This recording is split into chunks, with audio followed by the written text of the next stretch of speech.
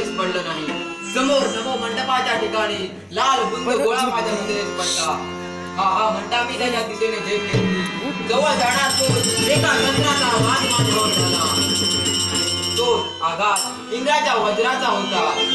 आघात माझ्या हनुवटीवर झाल्या कारणानं हनुमंत अशी माझ्या देहाला संज्ञा मिळाली.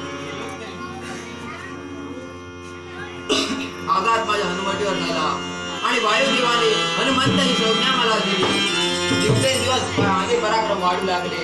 त्या माझी माता मला म्हणाली, बाळ हनुमंता, तुझ्या अंगी असणारे गुप्त कौपिक आणि युद्धपूर्वी जो कोणी ओळखेल त्याला तुझा गुरु समज, त्याला तुझा देव समज.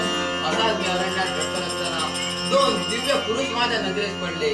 मी त्यांची माकड चेष्टा करायचे ठरवले. माझी चेष्टा बघतात त्यातील एका पुरुषाने धनुष्याला टटकार दिला. त्याच्या बरोबर असलेला सुंदर नैनिक पुरुष म्हणाला, थांब लक्ष्मणा, तो हनुमंत आहे, तो अंजनी सूत आहे. बघ त्याच्यात ते गुप्त कौपिन आणि यज्ञोपवीत दिसत आहे.